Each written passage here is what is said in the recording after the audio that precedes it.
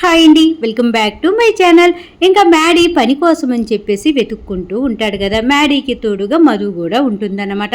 ఎందుకు మ్యాడీ, నీకు అలవాటు లేదు కదా పని చేయటం, ఎందుకు నాన్న ఏదో ఒక విధంగా సర్దుబాటు చేస్తాడు అనేసి ఇంకా మధు మ్యాడీకి చెప్తూ ఉన్నా, మ్యాడీ వద్దు, నేను ఎవరికి భారం అవదలుచుకోలేదు, నా బాధ్యత ఇప్పుడు వరుణ్ణి అలాగే లోహితాన్ని జాగ్రత్తగా చూసుకోవటం, కాబట్టి నేను ఏదో ఒక వర్క్ చెయ్యాలి అని చెప్పేసి వెతగ్గా ఒక ఫుడ్ ట్రక్కులో పని అయితే దొరుకుతుంది కదా. హెడ్ కుక్ లాగా అన్ని చక్కగా వంటలు చేస్తూ ఉంటాడనమాట. అప్పుడే అక్కడికి వాళ్ళ కాలేజీ ఫ్రెండ్ ఉంటాడు కదా సంజయ్. అదేలేండి, మన మ్యాడీకి మధుకి ఇద్దరికి శత్రువేనమాట. వీళ్ళిద్దరిని ఎప్పుడు ఏడిపించుతూ ఉంటాడు కదా కాలేజీలో. ఇంకా ఆ సంజయ్ అప్పుడే ఆ ఫుడ్ ట్రక్ దగ్గరికి వస్తాడు. మ్యాడీని చూస్తాడు. ఏంటి వీడి ఇక్కడ జాబ్ చేస్తున్నట్టున్నాడే, వీడిని ఒక ఆట పట్టించాలి, అలాగే ఏడిపించాలి. వీడి ఎంత గందరగోళం చేస్తాడు కాలేజీలో, వీడి పని అయిపోయింది. ఒరే మ్యాడీగా, నా చేతిలో నీ పని అయిపోయిందిరా అని చెప్పేసి ఇంకా అక్కడే కూర్చొని బ్యారర్ అనేసి అనగానే బ్యారర్ వస్తాడనమాట. ఇంకా వచ్చేసి ఏంటి సార్ అనగానే, ఇదిగో నాకు పలానా ఐటెం కావాలి, పలానా విధంగా కావాలి, త్వరగా కావాలి అనేసి ఫుడ్ ఆర్డర్ ఇచ్చేస్తారు. ఇంకా వెంటనే పాపం ఆ బ్యారర్ తీసుకొని వచ్చి, సార్ ఇదిగోండి అనేసి అందరికీ సర్వ్ చేస్తాడనమాట. వెంటనే ఒక్క ముక్క నోట్లో పెట్టుకుని చీ అని చెప్పి ఊసేసి ఇంకా వెంటనే ఆ బ్యారర్ని చెంపబగలేదు కొట్టేదాకా కొట్టి, ఎవడ్రా దీన్ని వండినోడు, ఆ వంట వండినోడిని రమ్మని చెప్పేసి అనేసి అనగానే మ్యాడీ గబగబా సంజయ్ దగ్గరికి వస్తాడు. ఏంటి సంజు గొడవ చేస్తున్నావు అనగానే, ఏంట్రా పేరు పెట్టి పిలుస్తున్నావు, ఇక్కడ నువ్వు పనికి జాయిన్ అయ్యావు కాబట్టి నన్ను సార్ అని పిలవాలి, ఇక నువ్వు వంట చేసుకునేవాడివి కదా, సంజు అని పేరు పెట్టి పిలిస్తే నీకు మర్యాదగా ఉండదు, కాల్ మీ సార్ అనేసి గట్టిగా వార్నింగ్ ఇచ్చినట్టుగా చెప్తాడనమాట. అప్పుడు పాపం మ్యాడీ సరేనని చెప్పేసి, సార్ చెప్పండి సార్ అనగానే, ఇది అస్సలు బాగోలేదు, వెళ్ళి ఇంకో ప్లేట్ టేస్ట్గా వండుకురా, అసలు ఇలా వండితే ఎవడన్నా తింటాడా, అది ఇది అనేసి అందరి ముందు కూడా పాపం మ్యాడీని అవమానపరుస్తాడనమాట. మ్యాడీ పాపం కొంచెం ఫీల్ అవుతాడు కానీ, సరే సార్ ఇప్పుడే తెస్తాను అని చెప్పేసి గబగబా వెళ్ళి వండుకొని తీసుకొని తనే వడ్డిస్తాడు తీసుకొని వచ్చి. అప్పుడు ఆ సంజయ్ తిని, సూపర్ ఉందిరా, పర్వాలేదు, బాగానే ట్రై చేస్తున్నావు, ఎదుగుతావు లైఫ్లో అని చెప్పేసి జోబీలో కొన్ని డబ్బులు తీసి మ్యాడీ మొహాన్ని ఇసిరి కొట్టి అక్కడి నుంచి వెళ్ళిపోతాడనమాట. ఇంకా మ్యాడీ పాపం కింద పడ్డటువంటి డబ్బులు వేరుకొని ఒక్కసారి చూసుకుంటూ కళ్ళకద్దుకుంటూ ఉంటాడు.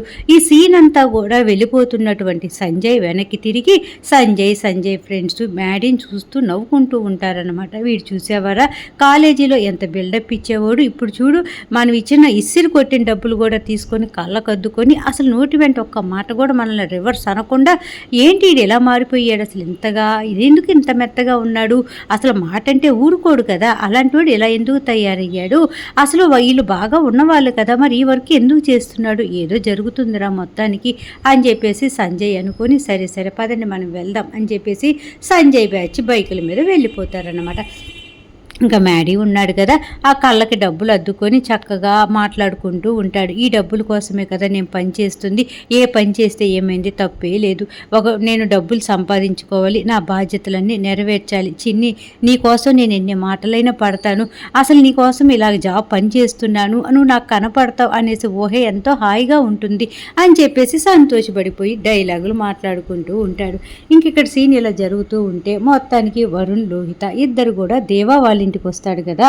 ఎందుకంటే లోహిత చెప్తుంది కదా, మనం వెళ్ళి మనం వాళ్ళని కలుద్దాము, ఎలాగైనా క్షమిస్తారు కదా, వాళ్ళు ఒప్పుకునేటట్టుగా మనం మాట్లాడి వాళ్ళని ఒప్పిద్దాము అని చెప్పేసి లోహిత అనగానే వరుణ్ సరేనని చెప్పేసి ఆటో కోసం నిలబడ్డప్పుడు మధు పనిమాల చెప్తుందన్నమాట.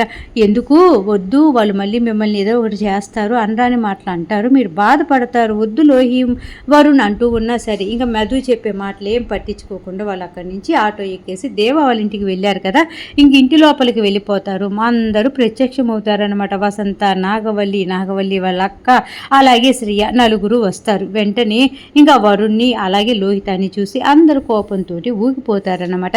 వెంటనే వరుణ్ అత్త అనేసి అనగానే, ఎవడ్రా నీకు అత్త, పెళ్లి చేసుకొని వచ్చినప్పుడు తెలీదా ఎత్తుందని చెప్పేసి అది ఇది అని చెప్పేసి పాపం ఇంకా తిడుతూ ఉంటుందన్నమాట నాగవల్లి. ఇంకా లోహిత ఓవర్ యాక్షన్ చేయాలి కదా, మేము చేసింది తప్పేనా ఆంటీ, మీకు మా గురించి చెప్పాల్సింది. కాకపోతే చెప్పకుండా మేము ఇలా పెళ్లి చేసుకోవటం చాలా తప్పు. కాకపోతే మాకు తప్పలేదు. మేము ఇద్దరం ప్రాణాతి ప్రాణంగా ప్రేమించుకున్నాం. మీకు చెప్పాలనుకునే లోపే మీరు ఇంకా వాళ్ళ అమ్మాయితోటి పెళ్ళికి ఓకే చేశారు కదా నిశ్చితార్థానికి. ఎక్కడ మేమిద్దరం దూరం అయిపోతాము అని చెప్పేసి మేము అలాగే ఎవరికీ చెప్పకుండా పెళ్లి చేసుకోవాల్సి వచ్చింది. మేము చేసింది తప్పే అని చెప్పేసి ఇంకా లోహిత చెప్తూ ఉంటుందన్నమాట. అప్పుడు నాగవల్లి అంటూ ఉంటుంది, ఇవన్నీ మాట్లాడే ముందు ఒకసారి ఇంట్లో పెద్దవాళ్ళకి చెప్పాలి, వాళ్ళను ఒప్పించాలి, ఒప్పించిన తర్వాతే పెళ్లి చేసుకోవాలి అనేసి ఉండాలి. అంతేగాని తప్పు చేసేసిన తర్వాత మేము తప్పు చేశాము, మమ్మల్ని క్షమించండి, మమ్మల్ని ఇంటికి రానియండి అనేసి అడగటానికి మీకు సిగ్గు లేదా? అడగటానికి మీకు సిగ్గు లేకపోయినా ఇంట్లోకి పిలవటానికి మాకుండద్దా? ఇదిగో బయట వాళ్ళని రౌడీలను పిలిచి మిమ్మల్ని మెడ పట్టుకొని బయటికి గెంటీయక ముందే మర్యాదగా మీ ఇద్దరు బయటికి వెళ్ళండి అని చెప్పేసి నాగవల్లి చెప్తూ ఉంటుందన్నమాట. అప్పుడే వరుణ్ అంటూ ఉంటాడు, అమ్మ నువ్వైనా చెప్పమ్మా అత్తకి అనేసి అనగాని, ఎవర్రా అమ్మ, ఈ నిశ్చితార్థం కాకుండా ఆ అమ్మాయిని కానీ పెళ్లి చేసుకున్నావంటే నేను శ్రేయ ఇక్కడ విషం తాగి చచ్చిపోతామన్నా సరే మేము చచ్చిపోతే చచ్చిపోయాంలే అని చెప్పేసి నువ్వు అమ్మాయిని పెళ్లి చేసుకొని వచ్చినప్పుడు నీకు చెల్లి అమ్మ గుర్తులేరా? నువ్వు మర్యాదగా దాటు, అసలు నువ్వు నా కొడుకువి కాదు, నేను నీకు అమ్మని కాదు అని చెప్పేసి ఇంకా డైలాగులు వదులుతూ ఉంటుందన్నమాట. ఇంకా ఈలోపే నాగవల్లి వాళ్ళ అక్క ఉంది కదా, ఆవిడని చూసి పెద్దత్త మీరన్నా చెప్పండి అత్త అనగానే, పాప ఆవిడ నాగవల్లి ఒకసారి ఆలోచించు, పిల్లలిద్దరూ క్షమించమని అడుగుతున్నారు కదా అనేసి అనగాని, అక్క నీకేం తెలీదు, నువ్వు కామ్గా ఉండు, వీళ్ళిద్దరు కావాలని చెప్పి నటిస్తున్నారు, అసలు వీళ్ళ మొహాలు చూస్తుంటేనే నాకు చిరాకు అనిపిస్తుంది, వీళ్ళ వల్ల మా పరువంతా పోయింది, అయిన వాళ్ళందరూ ఫోన్లు చేసి ఎలా మాట్లాడుతున్నారో తెలుసా, అసలు బయటికి వెళ్తేనే మొహం మీద ఎలా చూస్తున్నారో తెలుసా, ఆ బాధపడే వాళ్ళకి తెలుస్తుంది, వీళ్ళకేం తెలుసు, వద్దు మీరు అసలు ఇంట్లోనే ఉండొద్దు, చెప్పాను కదా మెడ పెట్టుకొని గెంటిచ్చే ముందే మర్యాదగా మీరు బయటికి వెళ్ళిపోండి అని చెప్పేసి ఇంకా వాళ్ళందరినీ తరిమి పంపించేస్తుంది అన్నమాట. ఇంకా వరుణు లోహిత ఇంకా ఏం చేసేది లేక బయలుదేరిపోయి ఇంకా ఇంటికైతే వెళ్తూ ఉంటారు. ఇంకెక్కడ ఇలా జరుగుతూ ఉంటే చిన్ని స్కూటీ మీద వస్తూ ఉంటుంది. అప్పుడే హాఫ్ టికెట్ ఏదో కొనుక్కొని సరుకులు అది పట్టుకొని వెళ్తూ ఉంటాడనమాట. వెంటనే హాఫ్ టికెట్ అనేసి మధు పిలుస్తూ ఉంటుంది. ఇంకా వెంటనే హాఫ్ టికెట్ అమ్మ మధు చిన్నమ్మ అని చెప్పేసి గబగబా పరిగెత్తుకుంటూ చిన్ని దగ్గరికి వస్తాడనమాట. వెంటనే చిన్ని అడుగుతుంది, ఎలా ఉన్నావు హాఫ్ టికెట్ అనగానే, నేను బాగున్నానమ్మా నువ్వెలా ఉన్నావు అని చెప్పేసి ఆప్యాయతగా పలకరిస్తాడనమాట. ఏంటమ్మా ఎక్కడి నుంచి వస్తున్నావు, కాలేజీ నుంచా అనగానే, అవును హాఫ్ టికెట్ అనేసి చక్కగా మధు జవాబు చెప్తుంది. ఇంకా అలాగే సరేనమ్మా జాగ్రత్తగా వెళ్ళు అనేసి ఇంకా మధుకి జాగ్రత్తలు చెప్తాడు. మధు కూడా సరే హాఫ్ టికెట్ నువ్వు కూడా జాగ్రత్తగా వెళ్ళు అని హాఫ్ టికెట్కి జాగ్రత్తలు చెప్తుంది. ఇంకా మధు వెళ్ళిపోవాలని ఇలా వెనక్కి తిరిగి చూడగానే అక్కడ దేవాది పెద్ద కటౌట్ కనపడుతుంది అనమాట. వెంటనే హాఫ్ టికెట్ అనేసి పిలవగానే ఏమైందమ్మా అని చెప్పేసి ఇలా వెనక్కి తిరిగి ఏంటమ్మా అనగానే, చూసావా ఆ కటౌట్ అనగానే అలా చూస్తాడనమాట. ఇంకా దేవాది ఉంటుంది, ఇతను ఎక్కడో చూసినట్టుంది హాఫ్ టికెట్ అని చెప్పేసి ఆలోచిస్తూ ఉంటుందన్నమాట. మధు ఎక్కడ చూడలేదమ్మా మనము, నీకెందుకు అలా అనిపిస్తుంది అనేసి హాఫ్ టికెట్ చిన్నీని కొంచెము మాయ చేయటానికి చూస్తూ ఉంటాడనమాట. ఇంకా అప్పుడు మధు అంటూ ఉంటుంది, లేదు మనం ఈయన ఎక్కడో చూసాము, ఈయన పేరు దేవా కదా అని చెప్పేసి ఆశ్చర్యంగా, ఇదిగో ఇక్కడ ఎక్కడో ఏందో మీటింగ్ జరుగుతుందంట, హాఫ్ టికెట్ మనం వెళ్దాము అని చెప్పేసి గబగబా ఇంకా మైకులో ఆ మీటింగ్ వినపడుతూ ఉంటుంది కదా, ఆ సౌండ్ ప్రకారం దేవా దగ్గరికి చేరుకుంటుందన్నమాట చిన్ని. ఇంకా చాలామంది జనం ఉంటారు, దేవా ప్రసంగాల మీద ప్రసంగాలు ఇస్తూ ఉంటారు. ఈసారి నన్ను గెలిపించండి, మీకు ఇది కడతా అది కడతా, గ్రంథాలయాలు కడతా, అసలు రాజమండ్రిలో పేదవాళ్ళు అనేవాళ్ళు లేకుండా చేస్తా అనేసి హామీల మీద హామీలు ఇచ్చేసి జనాల చేత క్లాప్స్ కొట్టిచ్చేసుకుంటూ ఉంటాడనమాట. మొత్తానికి అలా జరుగుతూ ఉంటే ఇంకా మధు అలాగే హాఫ్ టికెట్ ఇద్దరు నడుచుకుంటూ ఆ జనాలను దాటుకుంటూ కొంచెం ముందుకు వస్తారనమాట. అప్పుడు మధు ఆయన్ని అలా చూడాలని చెప్పేసి చూస్తూ ఉంటే ఆ జనాల్లో దేవమోహం సరిగ్గా కనపడదు. ఇంకా కాసేపటికి దేవమోహం కరెక్ట్గా కనపడుతుంది అనమాట. వెంటనే చిన్ని అంటూ ఉంటుంది, హాఫ్ టికెట్ ఈయన పేరు దేవా కదా, ఈయన పేరు ఏదో ఉంది పూర్తి పేరు, దేవేంద్ర వర్మ కదా, ఇతను మహి వాళ్ళ నాన్నగారు కదా, నేను మహి వాళ్ళు ఫారెన్లో ఉంటున్నారనుకున్నాను, ఇక్కడే ఉంటున్నారా అని చెప్పేసి ఆశ్చర్యపోతూ ఇంకా అలాగే చూస్తూ ఉండిపోతుంది. నేనొక్కసారి ఆ అంకుల్ గారిని కలిసాను అంటే మహి గురించి మనకు తెలిసిపోతుంది. ఎలాగోలాగా మొత్తానికి చందు వాళ్ళని గూడా కనుక్కోవచ్చు.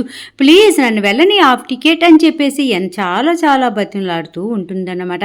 అప్పుడే అంటూ ఉంటాడు హాఫ్ టికెట్ వద్దమ్మా నేను చెప్పేది వినమ్మా నేను చెప్పేది విను. ఇప్పుడు ఇది మనకి టైం కాదు తల్లి.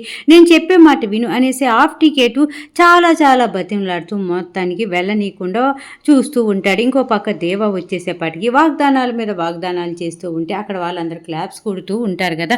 ఆ గోలకి మొత్తానికి హాఫ్ టికెట్ చిన్ని మధ్య జరుగుతున్నటువంటి గొడవ వాళ్ళకి వినపడదన్నమాట. ఇంకా హాఫ్ టికెట్ని చూసిన దేవ చంపేస్తాడు. కాబట్టి హాఫ్ టికెట్ కనపడకుండా చిన్నిని ఆపటానికి ట్రై చేస్తూ ఉంటాడు. ఇంకా ఈ విషయాలన్నీ కూడా మన మధుకి తెలియదు కదా, అదే చిన్నికి తెలియదు కదా. ఎందుకంటే చిన్ని వాళ్ళ అమ్మని చంపించింది ఆ దేవాని, చిన్ని వాళ్ళ మేనమామని చంపించింది ఆ దేవాని. కాకపోతే ఆ నిజాలన్నీ కూడా చిన్నికి తెలియక ఇంకా ఇతను మహి వాళ్ళ నాన్నగారు కదా, ఇతన్ని కనుక్కుంటే అన్ని విషయాలు తెలుస్తాయి, నాన్న గురించి కూడా ఇతనికి తెలిసే ఉంటుంది, నాన్న ఇతను బెస్ట్ ఫ్రెండ్స్ కదా అని చెప్పేసి అతనికి అడిగితే అన్ని విషయాలు తెలుస్తాయన్న ఉద్దేశంతో నేను అంకుల్తో మాట్లాడతాను అంటూ ఉంటే అప్పుడే ఇంకా పాపము చెప్తూ ఉంటాడు హాఫ్ టికెట్ వద్దమ్మా అనే లోపు ఇంకా దేవా స్పీచ్ ఇవ్వటం అయిపోతుంది. ఇంకా కారు ఎక్కేసి వెళ్ళిపోబోతూ ఉంటే అప్పుడు హాఫ్ టికెట్ని తప్పించుకొని చిన్ని గబగబా పరిగెత్తుకుంటూ సార్ అనుకుంటూ వెంటబడుతూ ఉంటుందన్నమాట. ఇంకా కారు వెనకాల అలాగే పరిగెత్తుకుంటూ చాలా దూరం హాఫ్ టికెట్ మధు ఇద్దరు వస్తూ ఉంటారు. ఇంకా జనాలందరూ ఎందుకు ఈ అమ్మాయి ఇలా పరిగెత్తుతుంది అనేసి చూస్తూ ఉంటారే తప్ప ఎవరు ఆపే ప్రయత్నం కూడా చేయరన్నమాట. కాకపోతే మధుని మటుకు ఈ హాఫ్ టికెట్ అమ్మా చిన్ని వద్దమ్మా ఆగమ్మా పరిగెత్తమాకమ్మా అసలు ఇప్పుడు అవసరం లేదమ్మా వాడితో మనం మాట్లాడాల్సిన పని అని చెప్పేసి ఇంకా చిన్నితో చెప్తూ ఉన్న చిన్ని ఎక్కడ ఆగదు. చాలాసేపటి దాకా కారు వెనకాల పరిగెత్తి ఇంకా కారు స్పీడ్గా వెళ్ళిపోవటంతో ఇంకా మొత్తానికి హాఫ్ టికెట్ చిన్ని ఇద్దరు ఒక ప్లేస్లో ఆగిపోతారన్నమాట. ఇంకా అప్పుడే హాఫ్ టికెట్ రెండు చేతులు జోడించి వద్దమ్మ మధు ఎప్పుడు కూడా నువ్వు ఇంకా అతని గురించి అడగకూడదు, అతనితోటి మాట్లాడకూడదు, చెప్పు నేను చెప్పేదాకా కూడా అతన్ని ఏ విషయాల గురించి అడగద్దమ్మా, ఎందుకంటే నువ్వే చిన్ని అని తెలిసిపోతే నీ ప్రాణాలకు అపాయం ఉంది తల్లి, నేను బతకనివ్వరు, అన్న తిరిగి వచ్చేలోపు నువ్వు లేవని తెలిస్తే అన్న అక్కడికక్కడే చనిపోతాడు, కాబట్టి నువ్వు నా కోసము అన్న కోసము అయినా సరే క్షేమంగా ఉండాలమ్మా, ఎప్పుడు కూడా ఇలాంటి ప్రయత్నాలు చేయమాకు తల్లి అనేసి రెండు చేతులు జోడించి పాపం మధుకి నమస్కారం పెడుతూ ఉంటాడనమాట. ఇంకా అప్పుడే హాఫ్ టికెట్ దండం పెట్టమాకు హాఫ్ టికెట్ ప్లీజ్, సరే నేను ఇప్పటి నుంచి నీకు తెలియకుండా ఏ ప్రయత్నాలు చేయను, అసలు నాన్న గురించి ఎవరిని అడగను, నా గురించి ఎవరికి చెప్పను అని చెప్పేసి పాపం ఇంకా హాఫ్ టికెట్ చేతులు రెండు జోడించుంటాడు కదా, ఆ చేతులు అలా పట్టుకొని ఇంకా సరే ఉంటాను అనేసి ఇంకా మధు చెప్తూ ఉంటే అప్పుడే హాఫ్ టికెట్ అంటూ ఉంటాడు మన ఇద్దరం ఎక్కువసేపు ఇలా మాట్లాడుకున్నా చాలామందికి డౌట్ వస్తుంది, కాబట్టి ఇంకా మనం ఇద్దరం మాట్లాడుకోవద్దు, జాగ్రత్తగా వెళ్ళు నేను జాగ్రత్తగా వెళ్తాను అని చెప్పేసి ఇంకా హాఫ్ టికెట్ ఒకవైపు మధు ఇంకొక వైపు ఎవరి ఇళ్ళకు వాళ్ళు బయలుదేరుతారనమాట. ఇంకా మధు ఇంటికి వచ్చేస్తుంది, కూర్చొని ఆలోచిస్తూ ఉంటుంది. అంటే మహి ఇక్కడే ఉన్నాడా, ఈ ఊర్లోనే ఉన్నాడా, మహి వాళ్ళ నాన్నగారు ఇప్పుడు ఏదో పెద్ద పోస్ట్లో ఉన్నట్టున్నారు అని చెప్పేసి అలాగే ఆలోచిస్తూ మహీగాని తెలిసాడు అంటే ఎక్కడున్నది ఇంకా చందుని లోహితాని అత్తయ్య వాళ్ళు ఎక్కడుంటుందో కూడా తెలిసిపోతుంది అని చెప్పేసి చాలా చాలా ఆలోచిస్తూ ఉంటుందన్నమాట. ఎలా కనుక్కోవాలి, మళ్ళీ హాఫ్ టికెట్కి నేను మాట ఇచ్చాను కదా అని చెప్పేసి ఆలోచిస్తూ ఉండేలోపు అప్పుడే అక్కడికి వరుణు అలాగే ఇంకా మనం ఉన్నారుగా లోహిత మేడం గారు ఇద్దరు వస్తూ ఉంటారనమాట. వీళ్ళిద్దరిని చూసి మధు గబగబా నిలబడి లోహి వరుణ్ వచ్చేసారా, ఏమన్నారు, మీ ప్రేమని మీ పెళ్లిని ఒప్పుకున్నారా, మిమ్మల్ని ఇంటికి రమ్మన్నారా, అసలు ఏమన్నారు చెప్పండి అనేసి ఆతురతగా మధు అడుగుతూ ఉంటుందన్నమాట. ఇంకా పాపం వరుణ్ ఏమి మాట్లాడు, లోహిత కోపంగా చూస్తూ అంతా నీ వల్లే, అసలు నువ్వు చేసిన పని వల్లే మేము ఇప్పుడు వాళ్ళ రోజున నడి రోడ్లో నిలబడగలిగాము, అసలు నువ్వనేదానివి లేకపోతే ఈ పాటికి మమ్మల్ని పెద్దవాళ్ళు చక్కగా అంగీకరించేవాళ్ళు అనేసి అనగాని మధు ఒక్కసారిగా బిత్తరపై చూస్తుంది. అదేంటి లోహిత అలా మాట్లాడుతున్నావు, మీ పెద్దవాళ్ళు ఒప్పుకోవటానికి నేను చేసిన పనికి అసలు ఏమన్నా సంబంధం ఉందా, నేనేం చేశాను ఎందుకు నన్ను అంటున్నావు అని చెప్పేసి మధు అంటూ ఉంటే అప్పుడే వరుణ్ అంటూ ఉంటాడు లోహి నువ్వేం మాట్లాడుతున్నావు అర్థమవుతుందా, మధుని ఎందుకు అలా అంటున్నావు అనగానే వరుణ్ నీకు తెలీదు, మనం ఇవాళ రోజున ఇలా రోడ్డు మీద నిలబడటానికి కారణం ఇదిగో ఈ మధునే అని చెప్పేసి ఇంకా అంటూ ఉంటుందన్నమాట. ఇంకా మధు బెత్తరబోయి ఆ లోహితాన్ని వరుణ్ని చూస్తూ ఉంటే ఈరోజు ఈ విధంగా జరిగిపోయిందంటమాట. సీరియల్ బాగుంది, చక్కగా ఉంది, అర్థమైంది అనుకుంటే మర్చిపోకుండా నా ఛానల్ని లైక్ చేయండి, షేర్ చేయండి, సబ్స్క్రైబ్ చేసుకోండి, కింద బెల్ సింబల్ గట్టి